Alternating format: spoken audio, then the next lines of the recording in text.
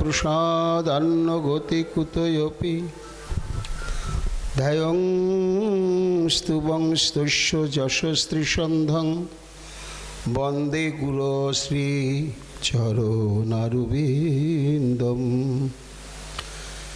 गौरकृपा घनीभूतं प्रभुं श्रीहरिनन्दनं मम जीवन सर्वस्वं भक्त्यानो मे पुनः पुनः राधा कृपामयं वपुं श्रीगुरुदीनतारकं प्रभुं श्रीगौरगोपालं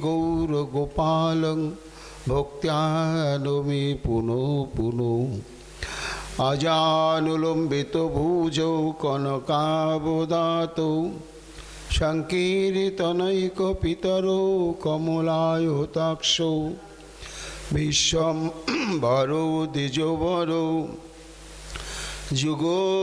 जुगोधर्मपालो वन्दे जगत्प्रियकरो करुणावतारो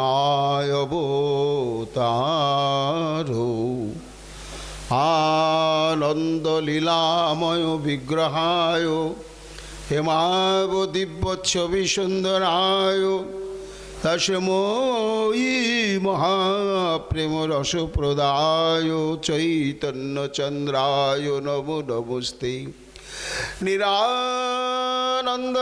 सर्वं प्रेमानन्दस्पदे कृतं येन तं सततं वन्दे नित्यानन्दजगद्गुरुं श्री अद्वैत नमस्तुभ्यं कलिजन कृपानिधे गौर प्रेम प्रदानाय श्री सीतापतये नमो ह्लादिनी स्वरूपाय गौरांग सुहृदाय च भक्त शक्ति प्रदानाय गदाधरो नमोस्तुते प्रणमामि श्रीवासं तमाद्यं पंडितं मुदा श्री गौरांग कृपापात्रं कीर्तनानन्दमानसं गौरे प्रेम प्रदावैव सर्वत्र समदर्शिने नारायण सुताय च श्रीमन्नरोहरये नमो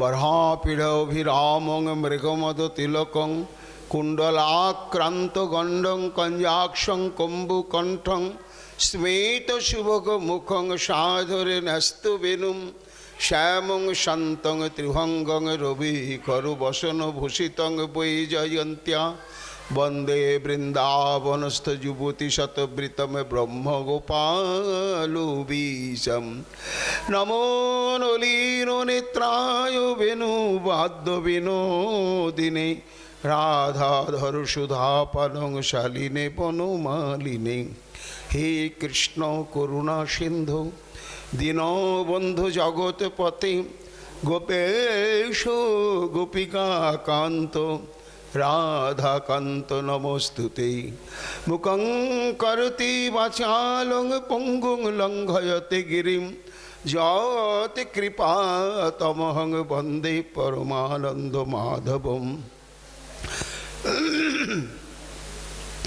तप्तो कांचन गौरांगी राधे वृंदावनेश्वरी वृषभानुसुते देवी तं नमामि हरिप्रिये महाभाव स्वरूपात्तं कृष्ण प्रिया वरीयसी प्रेम भक्ति प्रदे देवी राधिका तं नमाम्यहम् वंदे नंद प्रजस्त्रीणां पादरेणुमभिघ्नश यासां हरिकथते गीतं पुनाति भुवनत्रयम् आचतुर्वदन ब्रह्मादिबाहुरपरो हरि अभालोचन शम्भुर्भगवान् बादरायणी जं प्रभजन्तमनुपेतमपेतकृत्यं दैपायन विरह कातरया जुहावपुत्रेति तन्मया तया तरवयो विनिदुस्तं सर्वभूतहृदयमनिमानतस्मि तमादिदेवं करुणानिधानं तमालवर्णं सुहितावतारम् अपारो संसार समुद्र सेतुं भजामहे श्रीभागवत स्वरूपम् वंशाकल्पतरुभ्यश्च कृपा सिन्धुभ्यैव च पतितानां पावनेभ्यो वैष्णवेभ्यो नमो नमो। जय रूप सनातन भट्ट रघुनाथ श्रीजीवी गोपाल भट्ट दास रघुनाथ भक्ति भरे बंदी छय गोसाईर चरण जहाँ हईते विघ्ननाश सर्व अभीष्ट पूरण। जय गौर भक्तवृंद गौर जादेर प्राण सबे मिले देह मोरे निताय गौर भक्ति दान। निताय गौर हरि बोल निताय गौर हरि बोल निताय गौर हरि बोल जय जय निताय गौर हरि हरि बोल। राधे राधे राधे जय जय श्री राधे राधे राधे राधे जय जय श्री राधे राधे राधे राधे जय जय श्री राधे राधे राधे राधे जय जय श्री राधे राधे राधे राधे जय जय श्री राधे राधे राधे राधे जय जय श्री राधे राधे राधे राधे जय जय श्री राधे राधे राधे राधे जय जय श्री राधे राधे राधे राधे जय जय श्री राधे राधे राधे राधे जय जय श्री राधे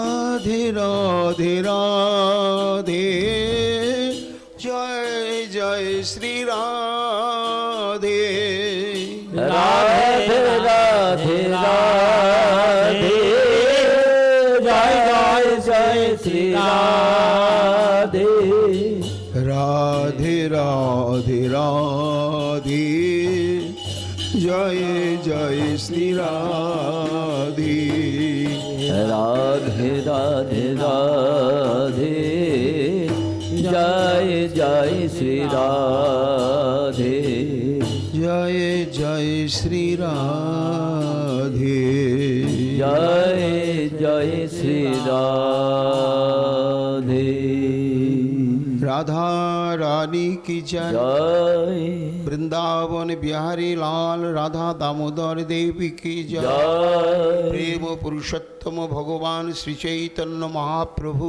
की जय जय श्रीमन नित्यानंद प्रभु की जय जय भागवत महापुराण की जय जय परमहंस चूड़ामणि श्रील सुखदेव गोस्वामी पाद की जय ब्रह्म शापग्रस्त महाराज परीक्षित की जय गोस्वामी पाद की जय प्रणगादि ऋषि वृंदो की जय गंगा भागीरथी की जय विशारण्य तीर्थ की जय अनंत कोटि ब्राह्मण वैष्णव की जय नवद्वीप धाम की जय नवद्वीप वासी की जय आपन आपन गुरु महाराज महाराज की की जय जय श्री राधे श्याम।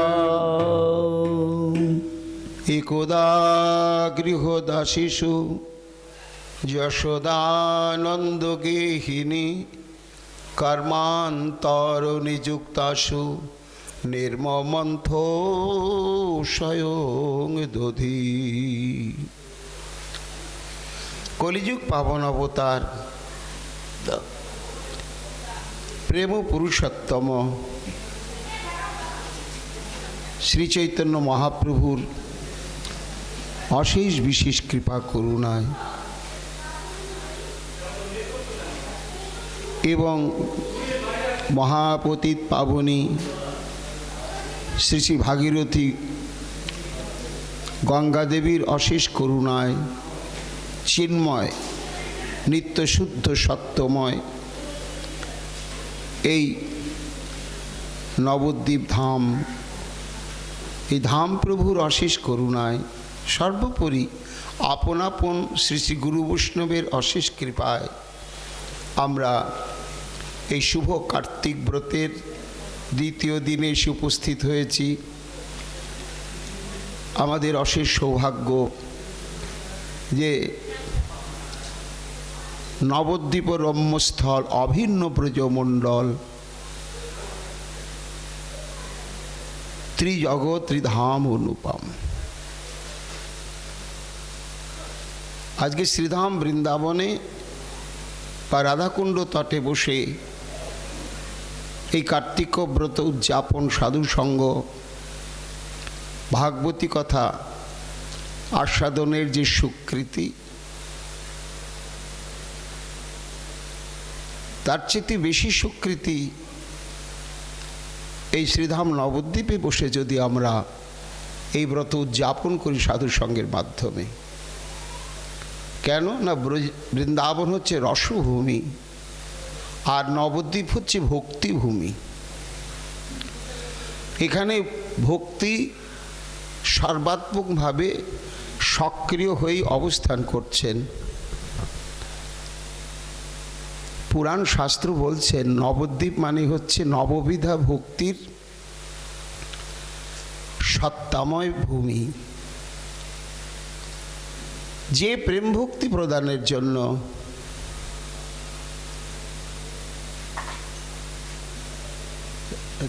চেয়ার দেওয়া আর নইলে আসুন।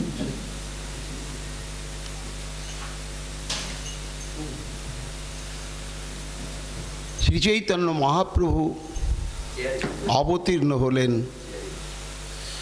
তা তিনি আসছেন যজ্ঞাযোগ্য নির্বিচারে সবাইকে প্রেম ভক্তি প্রদানের জন্য। তাই স্বয়ং নববিধা ভক্তি যেন মহাপ্রভুর অন্তরের সংবাদ অবগত হয়ে তারা আগেই ছুটে এলেন এইখানে। সত্তাময় রূপে 9টি দ্বীপ রূপে এখানে অবস্থান করছেন। কাজে এই ভূমি হচ্ছে ভক্তিভূমি। আর দামোদর ব্রত উদযাপন মানেই হচ্ছে, আমরা গতকাল এই দামোদর ব্রত মাহাত্ম্য সম্পর্কে যথাসাধ্য আলোচনা করেছি। তাতেই জেনেছি যে প্রেম ভক্তি লাভের উদ্দেশ্যেই এই ব্রতের প্রবর্তন এবং এই ব্রতের উদযাপন। সেই জন্য আমাদের জন্ম জন্মান্তরীণ স্বীকৃতি সৌভাগ্য যে আমরা শ্রীধাম নবদ্বীপে ভাগীরথী তটে প্রত্যক্ষ শ্রীমন মহাপ্রভুর পদাঙ্কিত ভূমি এই নবদ্বীপেতে বসে দামোদর ব্রত উদযাপনের সৌভাগ্য লাভ করেছি। এটি অশেষ কৃপা করুণা সাধুগুরু বৈষ্ণব তথা শ্রী চৈতন্য মহাপ্রভুর। শুনতে হবে দামবন্ধন লীলা। এই ব্রতের অধিদেবী হচ্ছেন দামোদর দেব। সেই প্রসঙ্গ নেই শ্রীমদ্ ভাগবত কথা। শুকমুনি বলছেন তৎসম্মুখে উপবিষ্ট ব্রহ্ম শাপগ্রস্ত মহারাজ পরীক্ষিত, মহারাজ এই দুর্লভ মানব জন্ম প্রাপ্তির উদ্দেশ্যই হচ্ছে কৃষ্ণানুশীলন। আর কৃষ্ণানুশীলনের অতি সহজতম পথই হচ্ছে শ্রবণ, কীর্তন এবং স্মরণ, যা নিরপেক্ষ। স্থান, কাল, বস্তু, বয়স, যোগ্যতার কোনো প্রয়োজন হয় না। তা তুমি শোনো এই শুভ দামোদর ব্রত দামবন্ধন লীলা প্রসঙ্গ। একদা গৃহদাসীষু যশোদানন্দ গেহিনী কর্মান্তর নিযুক্তাসু নির্মমন্থ স্বয়ং দধি।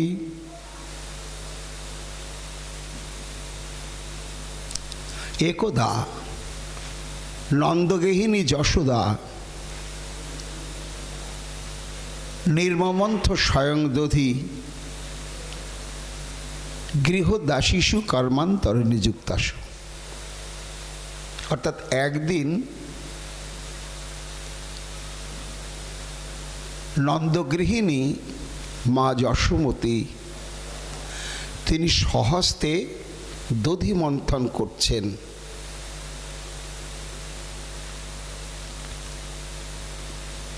তার আগেই তিনি যত যত দাসীবৃন্দ তার সেবা পরিচর্যার দায়িত্বে ছিল তাদেরকে কর্মান্তরে পাঠিয়ে দিয়েছেন মা।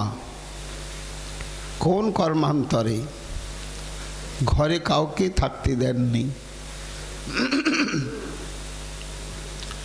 তাই কর্মান্তর নিযুক্তাসু, অর্থাৎ গোবর্ধন তটে নন্দ বাবার পূর্বপুরুষ থেকে একটা নিয়ম প্রচলিত হয়ে আছে। কার্তিকী প্রতিপদেতে দেবরাজ ইন্দ্রের উদ্দেশ্যে একটা যজ্ঞানুষ্ঠান করতে হয় এবং দেবরাজ ইন্দ্র যদি তুষ্ট থাকেন সারা বছর যখন যখন বৃষ্টির প্রয়োজন হয় তখন তিনি এই বৃষ্টি বর্ষণ করেন আর তাতে তৃণাদি উৎপন্ন হয়। আর গোপালন গোজাতির বাঁচবার একমাত্র উপায় হচ্ছে তৃণ। সেই জন্য পূর্বপুরুষ থেকেই ওই ইন্দ্রযাগ অনুষ্ঠান এই তিথিতে হয়। মা সেইখানে বিভিন্ন সেবা কর্মের প্রয়োজনে সমস্ত দাসীবৃন্দকে পাঠিয়ে দিয়েছেন। এই হচ্ছে শোকমণি বলছেন ভাগবতে দামবন্ধন লীলার প্রথম শ্লোক। বড় গুরু তাৎপর্যময় লীলা প্রসঙ্গ। কিন্তু কেন তার পূর্ব অধ্যায়তেই শ্রী গোবিন্দের অত্যাদ্ভুত মনোহর বাল্যলীলা বর্ণনা করেছেন,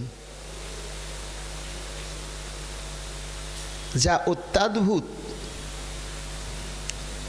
অত্যন্ত মনোহর। সেটি মুখ্যত কি চৌর্যলীলা। সেই চৌর্যলীলার কি অভিনব মাধুর্য।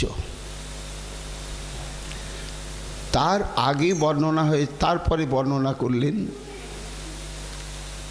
বিশ্বরূপ দর্শন। মাটি খেয়েছেন গোপা, মুখের মধ্যে সমগ্র ব্রহ্মাণ্ডকে দর্শন করালেন মা যশোমতীকে। এই লীলা শ্রবণের পরেতেই মহারাজ পরীক্ষিতের অন্তঃকরণে একটা প্রশ্ন জেগেছিল। তিনি আশ্চর্য হলেন যে এই তিনি ঈশ্বর পরমকৃষ্ণ সচ্চিদানন্দ বিগ্রহ অনাদিনাদি গোবিন্দ সর্ব কারণ কারণম। তা এমন যে পরতত্ত্ব বিশেষ যা ব্রহ্মারও অধরা, সেই তত্ত্ববিশেষ ভগবানকে পুত্ররূপে কিভাবে এই নন্দ যশোমতী প্রাপ্ত হলেন? কেন সাধন বিনা সাধ্য বস্তু পাওয়া নাহি যায়। ভগবানের পিতামাতা হওয়া কি চারটিখানি কথা? তমেব মাতা চ পিতা তমেব বন্ধুশ্চ সখা। নিখিল ঋষিকুল যাকে এই বলে ঘোষণা করলেন, তিনি অনন্ত কোটি ব্রহ্মাণ্ডের সর্বজীবের পিতা মাতা ধাতা পরিত্রাতা, সুহৃদ, সখা, বন্ধু। তো এমন যে তত্ত্ববিশেষ, তার আবার পিতামাতা, তো এই যে তার এমন পিতামাতা হয়েছেন যে সত্যি সত্যি ভাবাই যাচ্ছেন না যে ইনি সেই পরতত্ত্ব ঈশ্বর। তা এই যশোদা এবং নন্দ মহারাজ তাহলে নিশ্চয়ই কোনো পূর্বজন্মে কঠোর তপস্যা ব্রত করেছিলেন, তা না হলে কখনো সেই পরম ঈশ্বরের পিতামাতা হওয়া যায় না। আসলে কি হলো, পরীক্ষিত তখন গূঢ় তত্ত্বটি তখনও বুঝতে পারেননি, তার ধারণায় আসেনি যে এই স্বীকৃতিটি কোনোদিন ভজন সাধনের মাধ্যমে পাওয়াই যায় না, যায় না।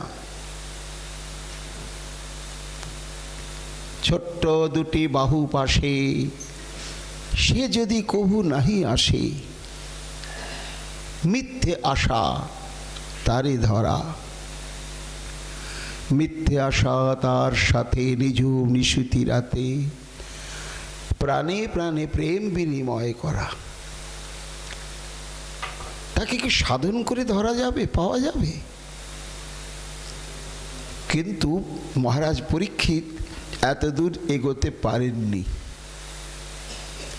তার একটা ধারণা হলো নিশ্চয় কোনো কঠোর তপস্যা করেই তারা এইভাবে নন্দ যশোমতী রূপে ভগবানকে এইভাবে প্রাপ্ত হয়েছেন। এই ধারণার বশবর্তী হয়ে একটা স্বাভাবিক প্রশ্ন করে বসলেন গুরুদেব সুখদেব গোস্বামীপাদের কাছে। নন্দ কিমদ করাত ব্রহ্মণ শ্রেয় এবং যশোদয় মহোদয়ম যশোদা চ মহাভাগা পপোজস্যাস্তনং হরি। হে ব্রহ্মণ, হে গুরুদেব পরমহংস চূড়ামণি, এই নন্দ এবং যশোমতী কিম অকরত, কোন মহা তপস্যা করেছিলেন?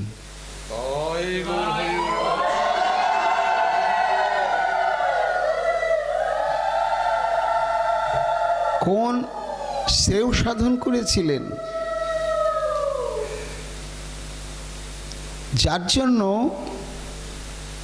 স্বয়ং সেই পরতত্ত্ব ঈশ্বর পপু যস্যাস্তন প্রাকৃত নর শিশুর মতন স্তনদুগ্ধ পান করছেন? গুরুদেব, আমার এটি কৌতূহল, মনে হয় কঠোর তপস্যা ব্রত ছাড়া কখনো এইভাবে তাকে পুত্র রূপে পাওয়া যায় না। এই প্রশ্নটি যখন শুকমুনিকে করলেন মহারাজ পরীক্ষিত, সুখদেব গোস্বামীপাদ একটু বিব্রত হলেন মনে মনে, যে এই দশম স্কন্ধের প্রথম অধ্যায় থেকে আমি ধারাবাহিক ক্রমানুসারে গোবিন্দের লীলা প্রসঙ্গ বর্ণনা করে চলেছি, তো তার মাঝে মাঝেই তো তিনি যে সাধনলভ্য নয় এটা তো আমি অনেকবারই বলেছি, কিন্তু শ্রীমান পরীক্ষিত এখনও সেটি অনুভব করতে পারেনি। তাই একটা সাধারণ প্রশ্ন করে বসলো যে এই নন্দ মহারাজ এবং যশোমতী এরা কে ছিল পূর্বে, কি নাম ছিল, কি পরিচয় ছিল, আর কি তপস্যা করেছিল যার জন্য ভগবানকে এমনভাবে তারা প্রাপ্ত হয়েছে। এখন আগেই যদি আমি বলি পরীক্ষিত, না না, এটি কোনো ব্রত তপস্যা দান ধ্যান যজ্ঞাতির বিনিময়ে ভগবানকে পুত্ররূপে কোনোদিনই পাওয়া যায় না। এই তত্ত্বটি একটা স্বতন্ত্র তত্ত্ব। এটা যদি এখন আমি বলি পরীক্ষিতকে, তাহলে হয়তো ভাববে গুরুদেব একটু এড়িয়ে গেলেন, বললেন না। তাই একটু কিছু তো বলতেই হবে আমাকে। তখন সুকমণি বললেন, হ্যাঁ মহারাজ, তুমি যখন জানতে চাইছ তখন সেই প্রশ্নের উত্তর আমাকে দিতেই হবে।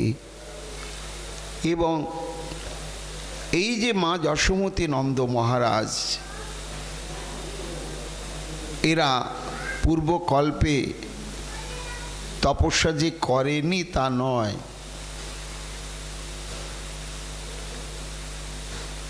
দ্রোণ বসুনাং প্রবর ধরায়া ভারজয়া সহ করিষ্যমাণ আদেশান ব্রহ্মণস্তমুবাচ।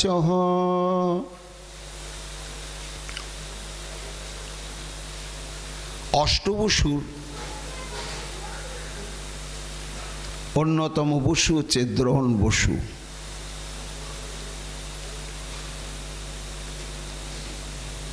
ধর্মের ঔরসে দক্ষ কন্যা বসুর গর্ভে 8টি সন্তান জন্মগ্রহণ করে।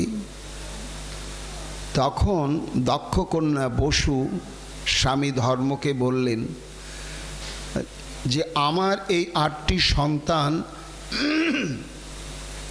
আমার নামেই পরিচিতি লাভ করবে। স্বামী তথাস্তু। তাই এই তাদের 8 জনকেই বসু বলা হতো, কিন্তু তাদের আলাদা আলাদা নাম ছিল।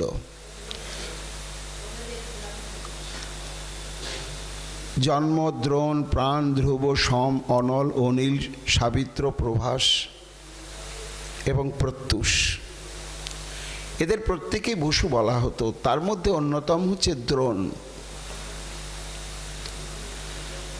তা এই দ্রোণের স্ত্রী হচ্ছে ধরা দেবী। এরা একসময় শুদ্ধ প্রেম ভক্তি লাভের জন্য ব্রহ্মার উদ্দেশ্যে কঠোর তপস্যা করেছিল।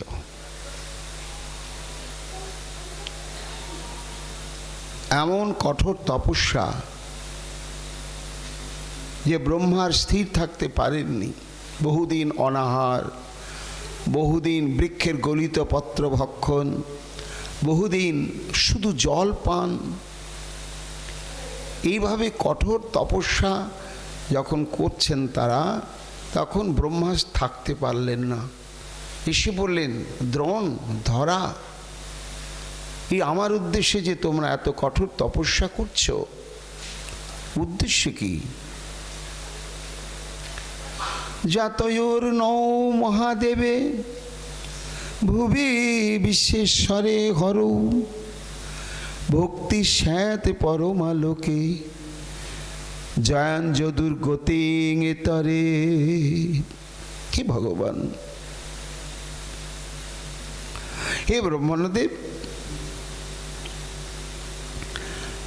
আমরা প্রার্থনা করি কি? পরমা প্রেম ভক্তি। কেন প্রেম ভক্তি তোমরা আমার কাছে প্রার্থনা করছো কেন? উদ্দেশ্যটা কি? না, উদ্দেশ্য হচ্ছে এই প্রেম ভক্তি যেন শ্রীহরির প্রতি আমাদের হয়, আর এই প্রেম ভক্তিতে যেন শ্রীহরি আমাদের প্রতি প্রলুব্ধ হন। প্রকাশ করে বললেন না দ্রোণ এবং ধরা দেবী যে আমরা ভগবানকে পুত্ররূপে পেতে চাই না।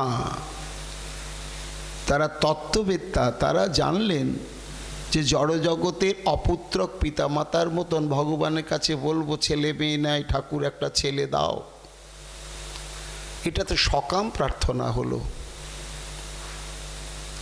কেন না, ভগবানকে পাবো কিন্তু তার সেবা করার যোগ্যতা তো থাকা চাই। আর ভগবানকে রাখাও তো দুর্ঘট। ভগবানকে পাওয়া যায় কিন্তু ধরে রাখা যায় না। কেন না, ধরে রাখার জন্যই চাই সুখৈক তাৎপর্যময়ী সেবা বাসনাময় নিঃস্বার্থ শুদ্ধ প্রেম ভক্তি। এই প্রেম ভক্তি যদি প্রাপ্ত হওয়া যায় তাহলে ভগবান আর তাকে পরিত্যাগ করে যেতে পারেন না, তাড়িয়ে দিলেও পারেন না। এই জন্য তারা চিন্তা করলেন যে আমরা যদি শুদ্ধ প্রেম ভক্তি প্রাপ্ত হতে পারি তাহলে শ্রী ভগবান আমাদের প্রতি প্রীত হবেন, প্রলুব্ধ হবেন এবং ভগবানকে আমরা নিশ্চিত রূপে পাব। আর আমাদের এই প্রেম উপচার দিয়ে আমরা সর্বেন্দ্রিয়ের দ্বারা প্রাণ ভরে শ্রীহরিকে পরিচর্যা করে জীবন ধন্য করব। তাই প্রেমের স্বরূপ, এই শুদ্ধ প্রেম ভক্তির স্বরূপ নানা প্রকার। দাস্য সখ্য বাৎসল্য মধুর। তারা কিন্তু গোপনেই রাখলেন যে তারা যে বিশুদ্ধ প্রেম ভক্তি প্রার্থনা করছেন সেটা হচ্ছে বাৎসল্য প্রেম ভক্তি। এই বাৎসল্য প্রেম ভক্তি প্রাপ্ত হলে শ্রী ভগবান সেই প্রেমরস আস্বাদনের জন্য তাদের কাছে বাৎসল্য স্বরূপময় বিগ্রহ রূপেই ধরা দেবেন। যার জন্য টিকাকারগণ বলছেন যে দ্রোণ এবং ধরা সরাসরি পুত্র কামনা না করে ব্রহ্মার কাছে বললেন আমাদের সেই প্রেম ভক্তি দাও যাতে হরৌ ভক্তি স্যাৎ। এবং শুধু তাই নয়, ব্রহ্মা বলছে আচ্ছা এই ভক্তির দ্বারা তোমরা ভগবানকে প্রাপ্ত হবে, কিন্তু তাতে তোমাদেরই কি লাভ হবে বলো তো, আর জগতেরই কি লাভ হবে? হে ব্রহ্মদেব, যথেষ্ট হবে। কি হবে জানো? পরমালোকে যান যুর্গতিং তরিত। শ্রী ভগবান যখন ভক্তির আকর্ষণে আমাদের কাছে আসবেন তখন নানাবিধ অত্যদ্ভুত লীলা প্রকাশ করবেন। আর এই সমস্ত লীলা প্রসঙ্গই মানুষ যখন শ্রবণ কীর্তন করবে তখন অনায়াসে দুর্গতিং তরেত, এই অপার মহাভব সমুদ্র তারা অতি সহজভাবেই অতিক্রম হয়ে করবে। এই জন্য হে ব্রহ্মাজি, আমরা এই বরই প্রার্থনা করি যেন আমাদের অন্তঃকরণে শুদ্ধ বাৎসল্য প্রেম ভক্তির উদয় হয় এবং সেই প্রেম উপচারে আমরা যেন শ্রীহরিকে প্রাণ ভরে সেবা করতে পারি। সুকমণি বললেন মহারাজ পরীক্ষিত। ব্রহ্মা বললেন তথাস্তু। অস্তিত্বুক্ত স ভগবান ব্রজে দ্রোণ মহাযশা যজ্ঞে নন্দ ইতি খ্যাত যশোদা সাধরা ভবিত। ব্রহ্মার এই বরেতে দ্রোণ এই গোকুলে পর্জন্য গোপের ঔরসে নন্দগোপ নামে আবির্ভূত হলেন, আর পরে তার সঙ্গে মিলিত হলেন ধরা দেবী মা যশোদা রূপে। তারপরে তারা শ্রী ভগবানকে এই রূপে পুত্র রূপে প্রাপ্ত হয়েছিলেন। তত ভক্তির ভগবতী পুত্রে ভূতে জনার্দনে দাম্পত্যর নিত রামাসিত গোপ গোপীষু ভারত। সুকমণি বললেন হে মহারাজ, এইভাবেই তারা পুত্ররূপে শ্রী ভগবানকে পেয়েছিলেন। এই বর্ণনা যখন করলেন তখন একটু সান্ত্বনা পেলেন মহারাজ পরীক্ষিত, কিন্তু সুকমণি খুব কষ্ট পেলেন যে আসল তত্ত্বটা আমি তো গোপন করে রেখে দিলাম পরীক্ষিতের কাছে। কেন? এইভাবে ভগবানকে পাওয়া সাধন ভজনের দ্বারা যায় না, এটা নিত্যসিদ্ধ প্রেম। প্রশ্ন হতে পারে, তাহলে ধরা এবং দ্রোণ যদি তপস্যা করে নন্দ যশোদা হতে পারে, তাহলে আমরা পারবো না কেন? তা আমরাও তপস্যা করে নন্দ যশোদা হব। কেউ মনে করতে পারে আমরা তপস্যা করে শ্রীদাম সুদাম হব। কেউ মনে করতে পারে আমরা তপস্যা করে রাধা চন্দ্রাবলী হব। কিন্তু হওয়া কি যাবে? এটা কি সম্ভব? না, কখনোই সম্ভব নয়। কেন না? নন্দ বাবা, যশোমতী প্রমুখ শ্রীদাম সুদাম সখ্যভাবে এবং রক্তপত্রকাদি দাস্যভাবে মধুরভাবে অগণিত গোপিকা বৃন্দ, এরা হচ্ছে নিত্য সিদ্ধ পরিকর। কেউ ভজন সাধন করে দ্বিতীয় রাধা হতে পারবে না। তাই নন্দ নন্দই, যশোদা যশোদাই, এরা নিত্য সিদ্ধ পরিকর, সাধন সিদ্ধ পরিকর নয়। ভগবানের ভক্ত দুই প্রকার, এক হচ্ছে নিত্য সিদ্ধ আর এক হচ্ছে সাধন সিদ্ধ। সাধন সিদ্ধ ভক্ত কখনো নিত্য সিদ্ধ ভক্তে স্বরূপ প্রাপ্ত হতে পারে না, পারবে না। তাহলে প্রশ্ন হতে পারে যে কেউ যদি মা যশোদার মতন ভগবানকে পুত্ররূপে আরাধনা করতে চায়, হ্যাঁ, সেটা সে পাবে। কিভাবে পাবে? তাকে সাধন সিদ্ধ দেহ প্রাপ্ত হতে হবে মা যশোমতীর অনুগত কোনো দাসী রূপে। আনুগত্যময়ী যশোদার দাসী হয়ে তখন বাৎসল্য প্রেমের উপচারে ভগবানকে সেবা করবে। যশোদা হতে পারবে না।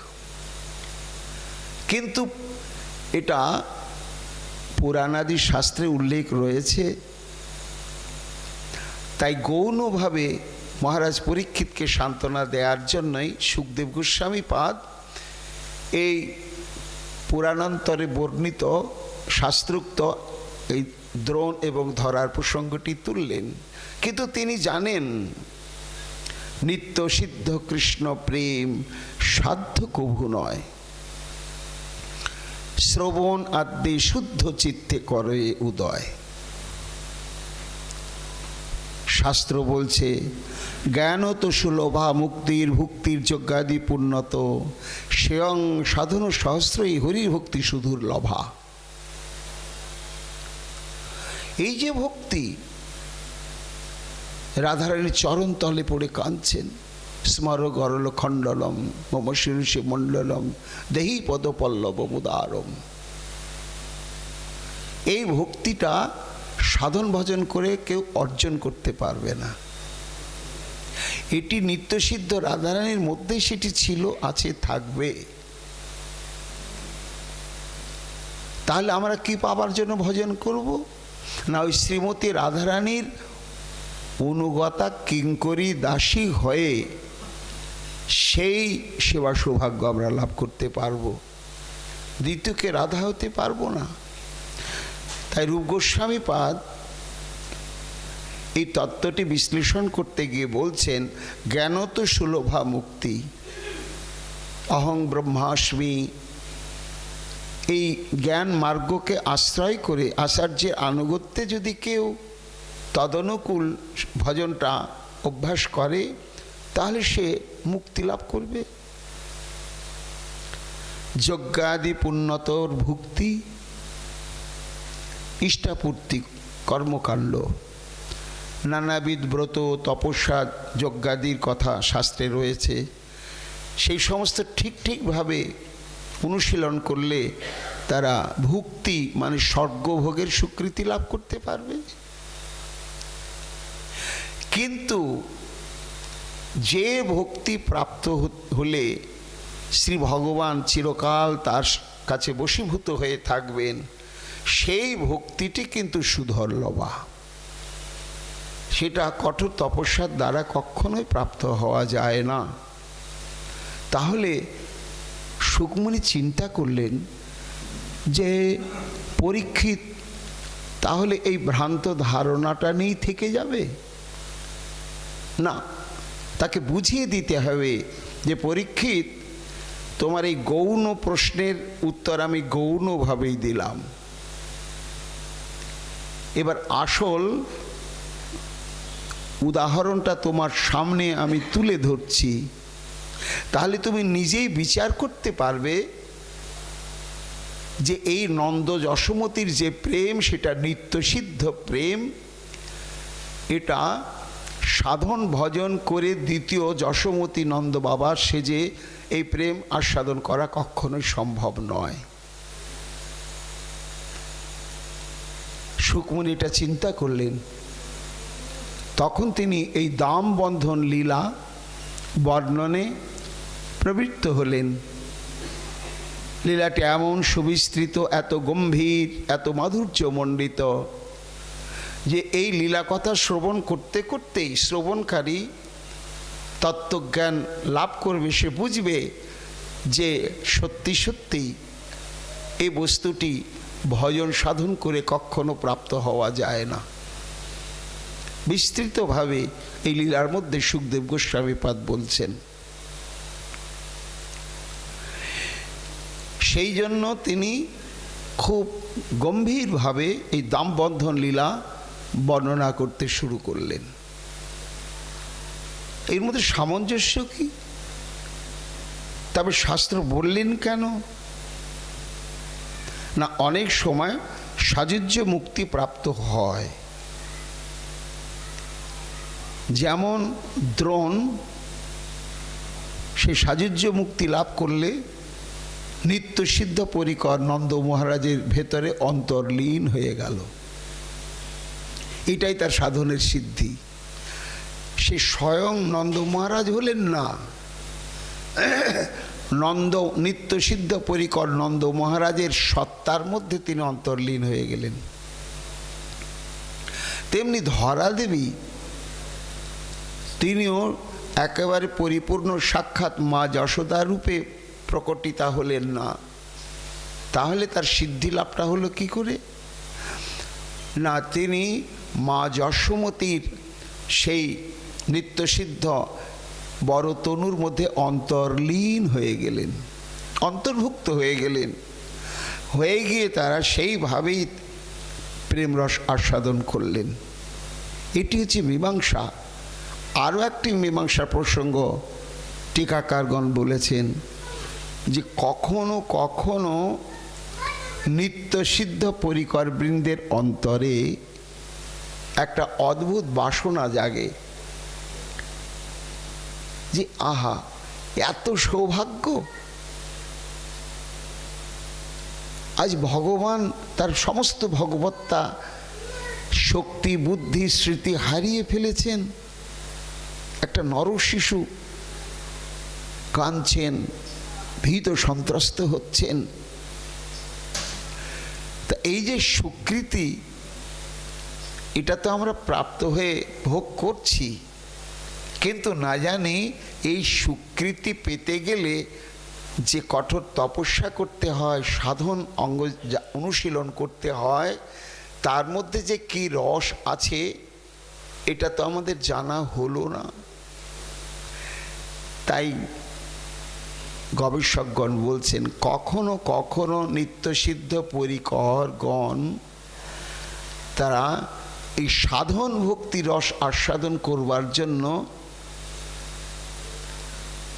সাধক সাধিকা রূপে কখনো অবতীর্ণ হয়ে থাকেন।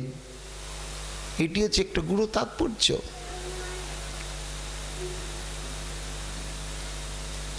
কিন্তু আসল তত্ত্বটাই হচ্ছে নিত্যসিদ্ধ কৃষ্ণ প্রেম। সেটি বর্ণনা করতে ব্রতী হলেন। শোনো মহারাজ।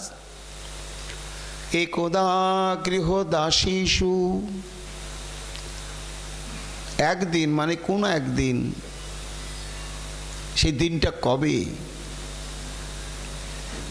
না, কার্তিক অমাবস্যায়াম, কার্তিক মাসের অমাবস্যা তিথি।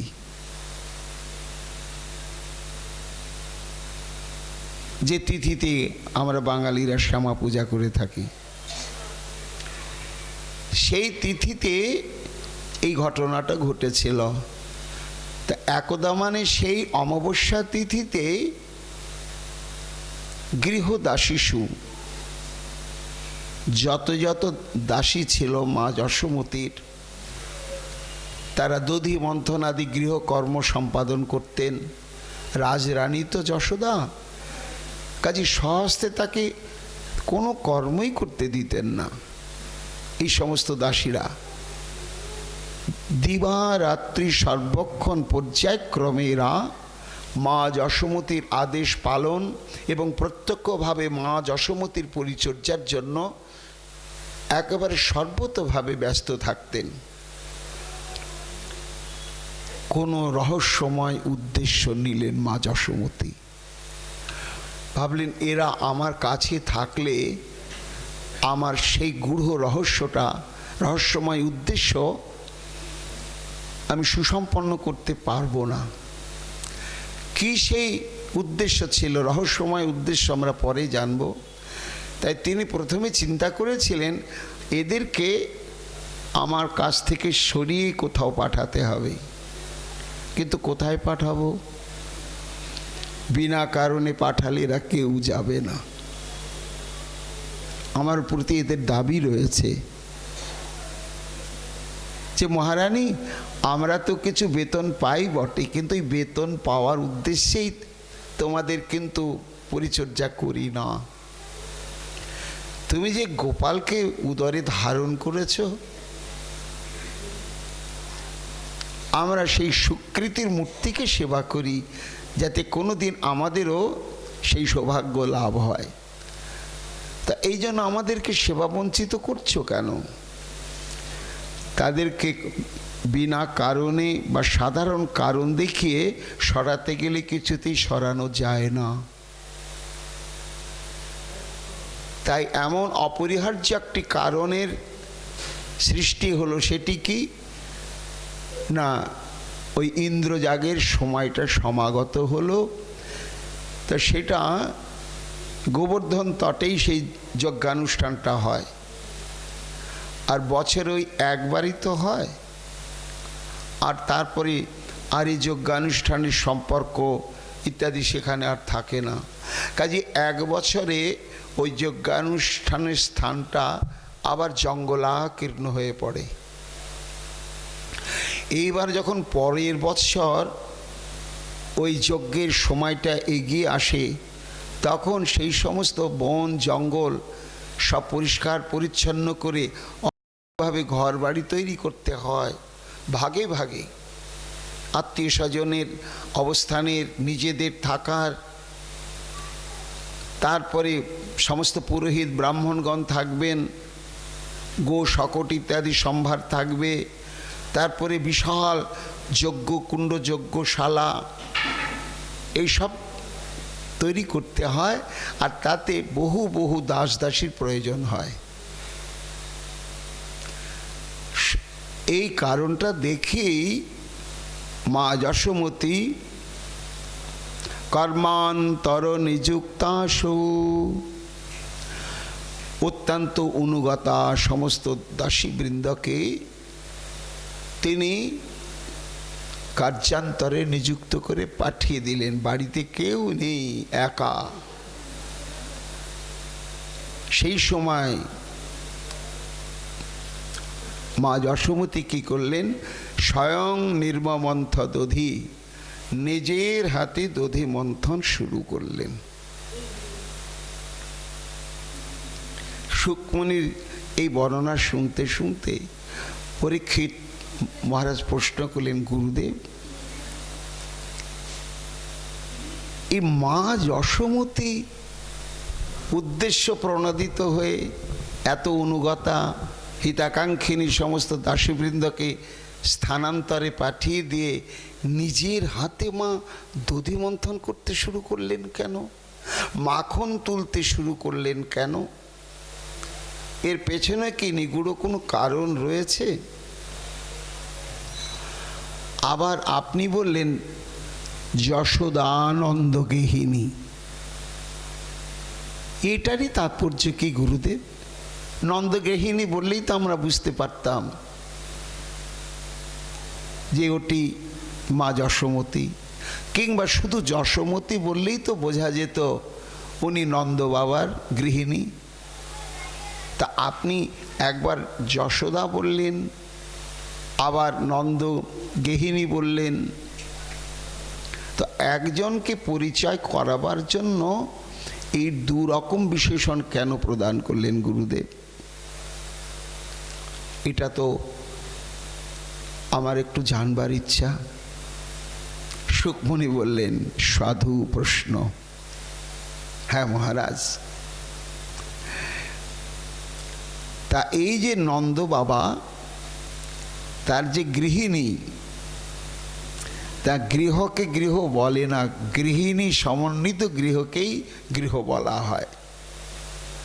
তা নন্দ শব্দে হচ্ছে পর্জন্যগোপের পুত্র, আবার নন্দ শব্দে হচ্ছে আনন্দ। তা নন্দ বাবা হচ্ছে মূর্তিমন্ত আনন্দ স্বরূপ।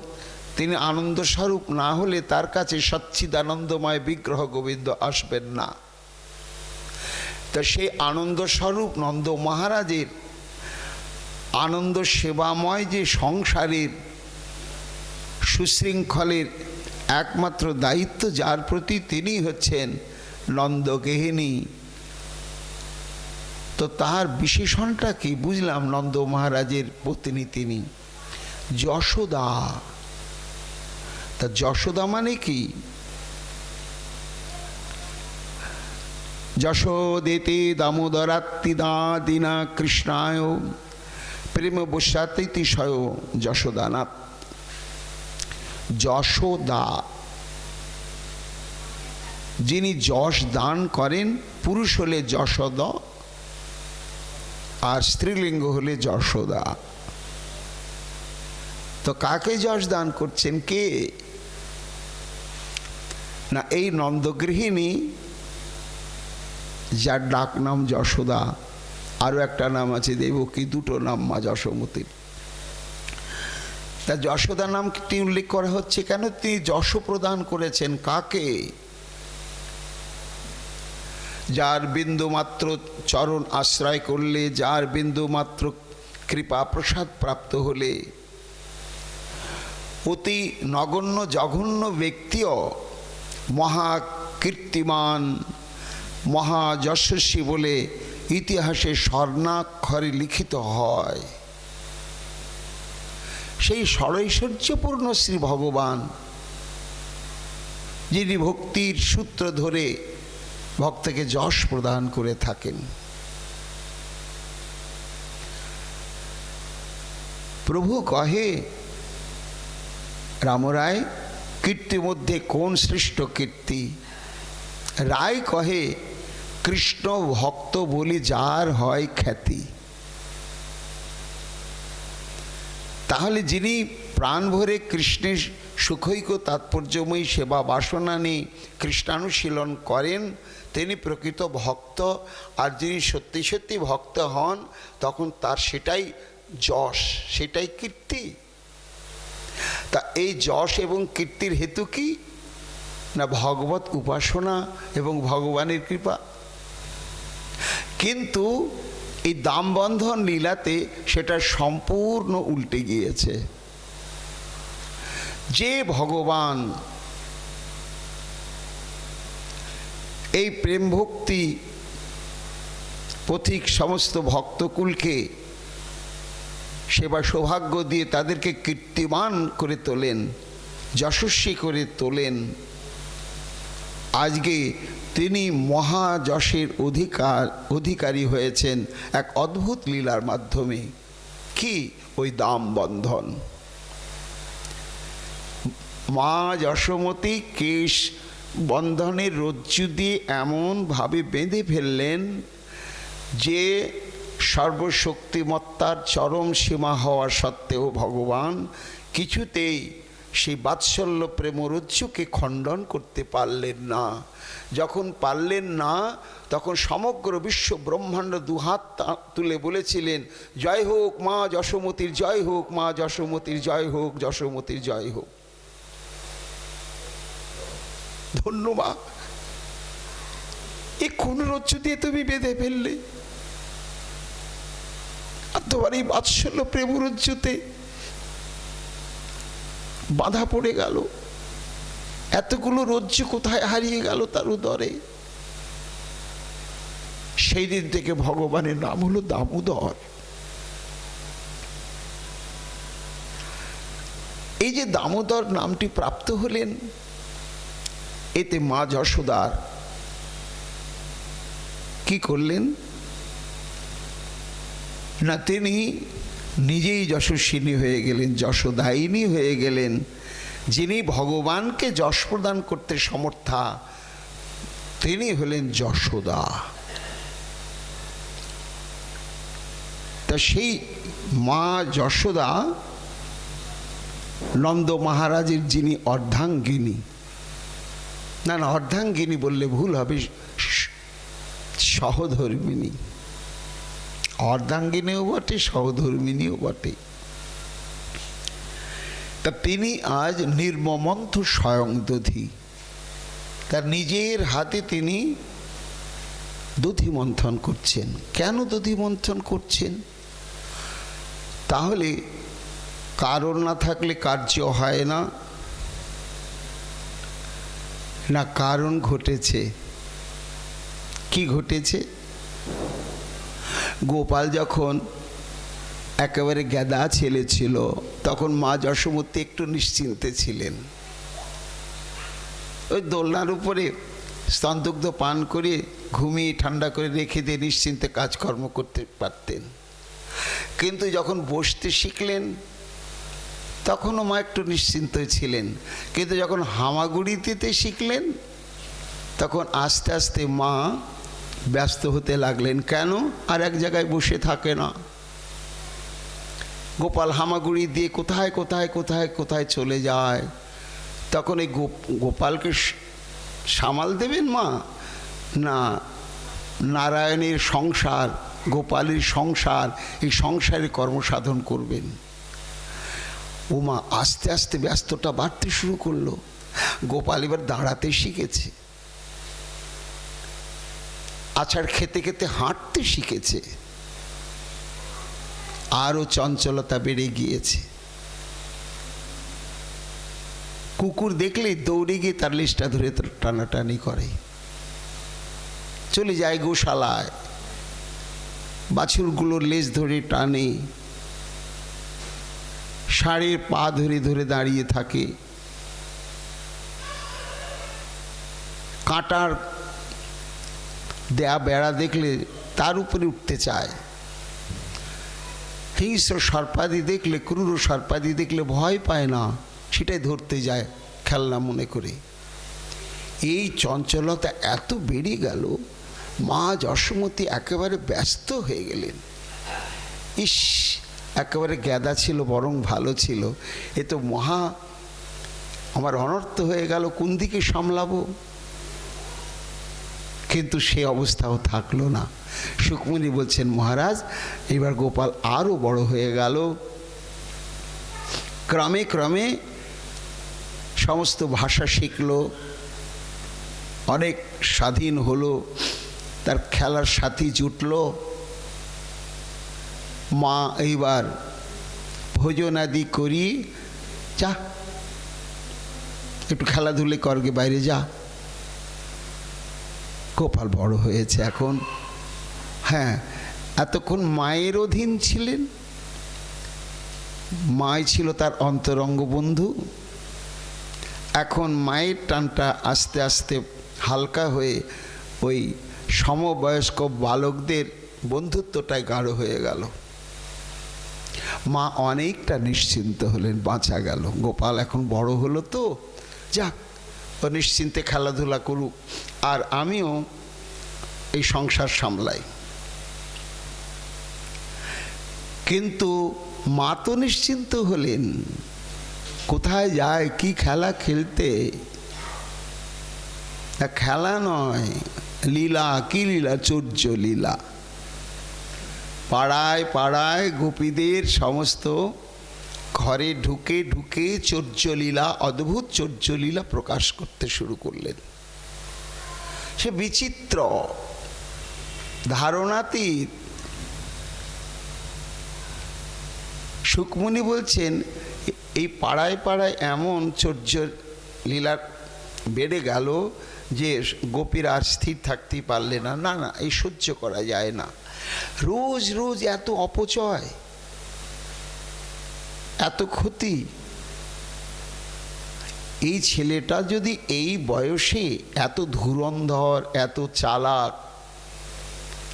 আর এত নিখুঁত চোর হতে পারে, এ বড় হলে তো যে কি হবে কে জানে।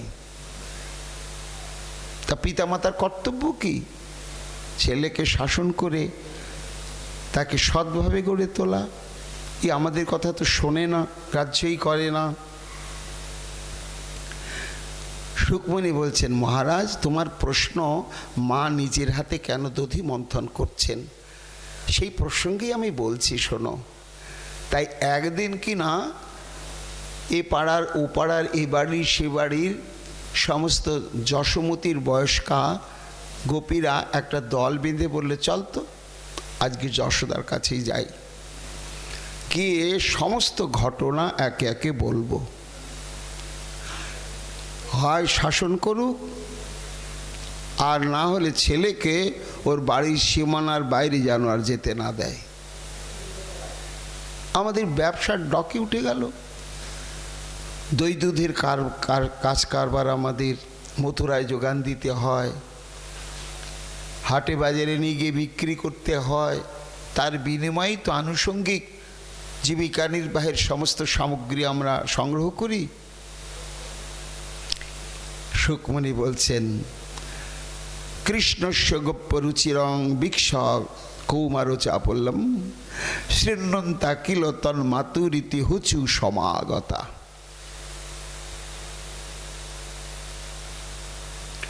মহারাজ পরীক্ষিত, এই বৃক্ষ মানে দেখে কৌমার চাপল্যম, শৈশবের দৌরাত্ম্য, উৎপাত কেমন, রুচিরম, খুব মনোহর। একদিকে যেমন তাদের কষ্ট হয়, একটা বিরক্তি আসে, তুর তুর আর কত সামলাবো। এই রোজই অদ্ভুত অদ্ভুতভাবে এই সমস্ত নবনীত মাখন সব নষ্ট অপচয় করছে।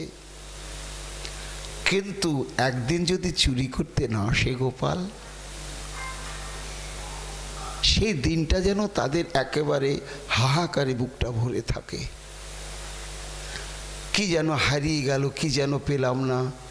আজকের দিনটা একটু গোপালের সঙ্গে কথা কাটাকাটি করা হলো না, শাসন করা হলো না, একটু দেখতেও পেলাম না। সেদিন তারা ভীষণ কষ্টে দিন যাপন করে। তাই একদিকে গোপালের চৌর্য লীলাটি যেমন তাদের কাছে বাঞ্ছিত নয়, অবাঞ্ছিত, আবার চুরি করুক এটাও তাদের একটি বাঞ্ছিত। এই জন্য রুচিরং কৌমাল্য চাপলং বৃক্ষ। কেন চুরি করে গোপাল? চুরি করার হেতুটা কি? অদ্ভুত সংবাদ না? চুরি করা, চোর ঘৃণিত, স্বভাবটাও খুব নিন্দিত। এ চোর। কিন্তু আমরা অনন্তকোটি ব্রহ্মাণ্ডের সাধুগণ যাকে ভজন করি, তিনি হচ্ছেন সাধারণ চোর নয়, চোর অগ্রগণ্য পুরুষং নমামি। কি অদ্ভুত সংবাদ!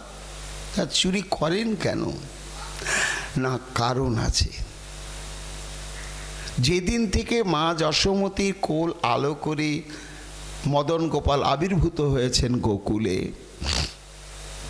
সেদিন থেকে এই সমস্ত গোয়ালপাড়ার গোপীরা যখন মাখন তোলে, নবনীত তোলে, সট্টা তোলে, সুন্দর খাসা দধি পাতে, ক্ষীর প্রস্তুত করে, যখন যেটা খুব সুস্বাদু হয়, তখনই তাদের মানুষে ভেসে ওঠে গোপালের মুখখানা।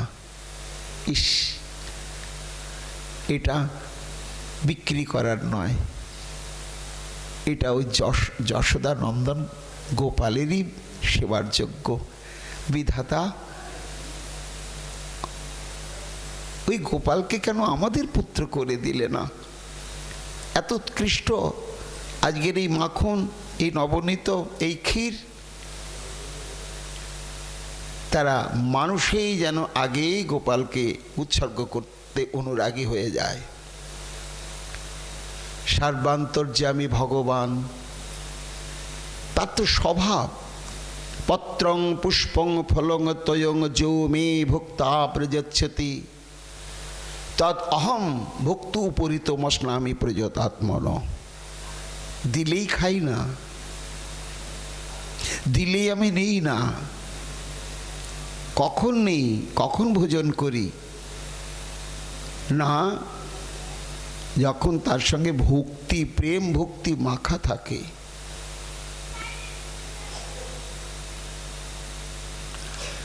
এই জন্য ভক্তি মাখা উপহারের কথা বলা হলো। আচ্ছা, উপহারটা যদি ভক্তি মাখা হয় তাহলে কি তুমি ভোজন করো প্রভু? না, উপচারটা, সেবাযোগ্য বস্তুটি শুধু ভক্তি মাখা হলে হবে না। আমাকে সেবা দেওয়ার জন্য অন্তরে আবার তীব্র ভক্তি থাকতে হবে। তাই ভক্তি মাখা দ্রব্য যখন কেউ অত্যন্ত ভক্তির সঙ্গে আমাকে প্রদান করে, তৎ অহম অশ্নামি, আমি তখন তা গ্রহণ করি এবং ভোগ করে থাকি। তা উত্তম বস্তু হলেই তিনি গ্রহণ করেন না, যদি তার সঙ্গে ভক্তি মাখা না থাকে। দুর্যোধন নেমন্তন্ন করেছেন শ্রীকৃষ্ণকে, আর বিখ্যাত বিখ্যাত সমস্ত হালুইকর রসইয়া পাকশালায় নিযুক্ত করেছেন। হাজার হাজার রকম পক্কান্ন, মিষ্টান্ন, কত রকম ব্যঞ্জন, কত কি রাজভোগের আয়োজন। নিমন্ত্রণ রক্ষা করতে এলেন শ্রীকৃষ্ণ। সীমানার মধ্যে পা দেওয়ার সঙ্গে সঙ্গে গোবিন্দের উদরটা একেবারে পূর্ণ। এমনকি এক কণা খাদ্য প্রবেশের আর সেখানে জায়গা নেই। নিজেই ভাবলেন এ কি হলো? দুর্যোধন ভাববে কি?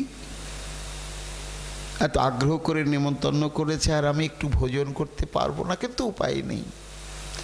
আর লোক দেখানো অভিনয় করতে পারবো না, যা সত্য তাই স্বীকার করি। দুর্যোধনের হাত দুটো ধরে বললে, মনে কিছু করো না ভাই, আমার একটু শারীরিক অসুবিধা, আজকে আমি তোমার এই শুধু এলাম, তোমার মর্যাদার সম্মান রক্ষা করলাম, কিন্তু আমি এক কোণা খাদ্য গ্রহণ করতে পারবো না। ক্ষমা নিয়ে যখন বেরিয়ে চলে যাচ্ছেন ফিরে, দুর্যোধনের সীমানা পেরিয়ে যখন যেতে যেতে বিদুরের গৃহের সীমানার মধ্য দিয়ে যাচ্ছেন, তখন এত তীব্র ক্ষুধা যে এক ধাপ আর চলার শক্তি নেই। এ কি হলো? ইস, এখন তো কিছু ভোজন না করলে আমি আর চলতেই পারবো না। সত্যি সত্যি অপস বিবশ হয়ে যাচ্ছে, পেটে কিছু অন্তত পড়ুক, না হলে আমি তা হাঁটতেই পারছি না। এরকম হলো কেন? কিন্তু পাবো কোথায়? কে আমাকে ভোজন করাবে? হঠাৎ দেখছেন বিদুরের ঘর।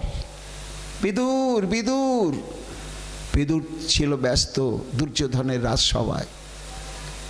ঘরে বিদুরের স্ত্রী, যারা কৃষ্ণ ভক্ত হয়, তারা কোনোদিন ঐশ্বর্যের পূজারী হয় না, মাধুর্যের পূজারী হয়। ও বিদুর ঘরে আছো? বলতে বলতে প্রবেশ করেছেন বিদুর গৃহিণী, দেখছেন কৃষ্ণ। ও পিসি, কুন্তী দেবীর জাত, আর কুন্তী দেবী শ্রীকৃষ্ণের নিজের পিসিমা। তাই পিসিমার যা বিদুরের স্ত্রী, এই জন্য পিসি।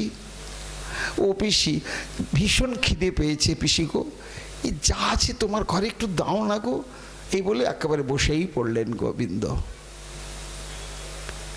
পত্রং পুষ্পং ফলং তয়ং জমে ভক্তা প্রযোজ্যতি। বিদুরের স্ত্রী আত্মহারা হয়ে গেলেন, বেবুল হয়ে গেলেন, অঙ্গের বস্ত্র স্খলিত হয়ে যাচ্ছে। কৃষ্ণ ক্ষুধার্ত, ভোজন করতে চাইছে। গোপনে নিরন্তর নয়ন অশ্রুতে ভাসি, কবে দেবকী, কবে যশোদার মতন একটু সৌভাগ্য পাবো, এই কৃষ্ণকে একটু আমি নিজের হাতে ভোজন করাবো। কিন্তু আমি জানি এই জীবনে সেই সুকৃতি আবার আসবে না। তাই এই সুকৃতির অভিলাষটা বুকে নিয়ে আমাকে কেঁদে কেঁদে এই জন্মে জীবনটা অতিবাহিত করতে হবে। এটাই তো ভেবে রেখেছিলেন বিদুর গৃহিণী। কিন্তু যেই বললেন বড্ড খিদে পেয়েছে, হৃদয়টাকে চেপে ধরেছেন। হৃদয় আজকে আনন্দে যেন বিদীর্ণ হয়ে যাস না। আনন্দাশ্রুতে ঝাপসা হয়ে আসছে দৃষ্টি। বস কৃষ্ণ। ঘরে গিয়ে দেখছে কিচ্ছুই নেই। এ কি হলো বিধাতা, এ বঞ্চিত করো না। হঠাৎ চোখে পড়ল এক ছড়া কলা ঝুলানো রয়েছে। এই তো আছে। তাড়াতাড়ি সে কলার ছড়াটা নিয়ে এসে ধুয়ে কোলের কাছে কৃষ্ণকে বসিয়ে কলা ছাড়িয়ে ছাড়িয়ে কৃষ্ণের মুখে খোসাগুলোই তুলে দিচ্ছেন, কলাগুলো ফেলে দিচ্ছেন খোসা মনে করে। আত্মস্মৃতি হারাম। আর গোবিন্দ সেই খোসায় ভক্ষণ করছেন, আর টপ টপ করে চোখের জল পড়ছে। ইস, কি সারা জীবন ওই বৃন্দাবনের বনে বনে কত কদলী ভোজন করেছি, মথুরায় কত কদলী ভোজন করেছি, দ্বারকায় কত কদলী ভোজন করেছি, কিন্তু আজকের এই কদলীর কি রহস্য? এত সুস্বাদ, এত আস্বাদন। আসলে তো কলাই ভোজন করছো না প্রভু, খোসা তুমি ভোজন করছো। কিন্তু সত্যি সত্যি গোবিন্দ বুঝতেই পারছিলেন না কলা বটে কি খোসা বটে। কেন না, ওই কলা তো নয়, ভক্তি মাখা উপচার। ভগবান উপচারটা গ্রহণ করেন না, ওই উপচারকে আশ্রয় করে যে ভক্তি রস আসে সেটাই গ্রহণ করেন। এবং মা যশোমতীও, শ্রী বিষ্ণু বিদুর গৃহিণীও ভক্তিয়া চোখের জলে ভাসছে আর বলছে, কৃষ্ণ আমি কাঙালিনী, এই সামান্য কদলী তুমি একটু কষ্ট করে খাও বাবা, একটু কষ্ট করে খাও। কি দন্য! এই দন্যটা কোত্থেকে এসছে? প্রেম ভক্তির থেকে। যার হৃদয়েতে যত শুদ্ধ অকপট প্রেম ভক্তি সঞ্চিত হবে, তার জীবনটা হবে এমনি দন্যময়। তাই সুকমণি বলছেন, মহারাজ এই ভগবানকে চোর বানাচ্ছে কে? না, ওই গোপীরা যখন মাখন তোলে, শ্রেষ্ঠ উৎকৃষ্ট নবনীত মাখন, দধি, ক্ষীর, স্বর, কৃষ্ণের কথাই মনে পড়ে। কৃষ্ণকে ভোজন করানোর জন্য তাদের অন্তরে তীব্র অনুরাগ জাগে, কিন্তু তারা সেই সম্ভাবনা দেখে না। রোজ রোজ কৃষ্ণকে খাওয়ানো যাবে না, স্বামীরা কি বলবে? ব্যবসার জিনিস এমনি করে আত্মীয়তা করা চলবে না, কিন্তু মনটা তো মানছে না। এত সুন্দর এটা কৃষ্ণের জন্য, গোপালের জন্যই। নীরবে তাদের চোখে জল পড়ে, ভাবগ্রাহী জনার্দন থাকতে পারেন না। তাই তিনি খুব নিন্দনীয় বৃত্তি, চর্য বৃত্তি অবলম্বন করেন, করে তাদের ঘরে ঘরে প্রবেশ করে তাদের এই ভক্তি মাখা নবনীত আদি গ্রহণ করে। এই হচ্ছে তার চর্য লীলার কারণ। তাই একদিকে যেমন গোপীরা চুরি করতে আসুক, এটাও যেমন চরমভাবে তারা প্রত্যাশা নিয়ে অপেক্ষা করে, আবার এই উৎপাত, এত দুষ্টুমি, সেটাও সহ্য করতে পারে না। তাই প্রকৃত অভিযোগ নয়, যশোদাকে তারা জানাতে আসছে শ্রীনন্তা, অর্থাৎ মা যশোদা গোপালের এই ধরনের সমস্ত লীলা খেলা সব কিছু শুনে সুখ পান, আনন্দ পান। হাতের কাজ ফেলে রেখে গোপাল সম্পর্কে যদি কেউ ভালো কথা মন্দ কথা যাই বলুক, মা একেবারে তন্ময় হয়ে শোনেন। এটা ওই সমস্ত গোপীরা জানতো। তাই আজকে তারা দলবদ্ধভাবে সমাগতা। সুকমণি বলছেন, মহারাজ মা যশোমতীর কাছে দলবদ্ধ তারা এসে উপস্থিত হলো, হয়ে হচু তারা কিছু অভিযোগ বলতে লাগলে মা যশোমতীর কাছে। কি অভিযোগ বললেন? আর সেই অভিযোগের প্রসঙ্গ শ্রবণ করেই মা যশোমতী কেন সিদ্ধান্ত নিয়েছিলেন নিজের হাতে দধি মন্থন করব, এই প্রসঙ্গ আমরা আগামীকাল রাধা দামোদর দেবের কৃপাতে শ্রবণ কীর্তন করব। আজকের মতো আমাদের দ্বিতীয় দিনের এই দামবন্ধ লীলা প্রসঙ্গ এইখানে বিশ্রাম লাভ করছে। নিতাই গৌর হরি বল। জয় শ্রী রাধে, জয় শ্রী রাধে, জয় শ্রী রাধে।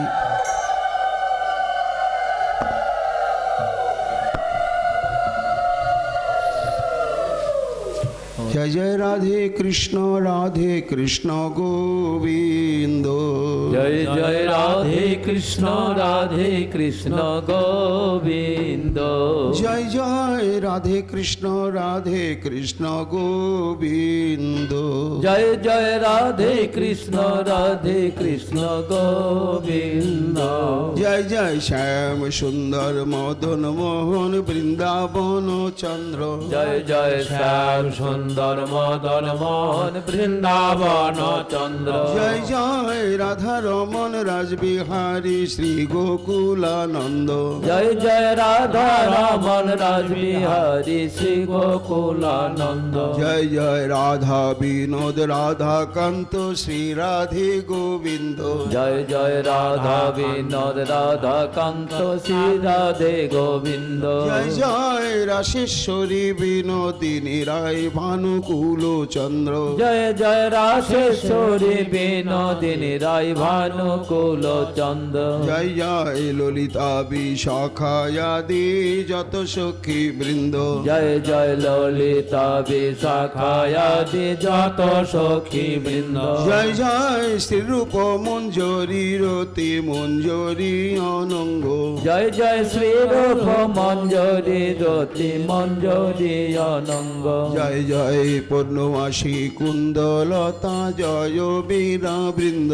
জয় জয় পূর্ণমাসী কুন্দলতা জয় বীরা বৃন্দ। জয় জয় সবে মিলে দেহ যুগল চরণার বিন্দ। জয় জয় সবে মিলে দেহ যুগল চরণার বিন্দ। সবে মিলে কর কৃপায় আমি অতি মন্দ।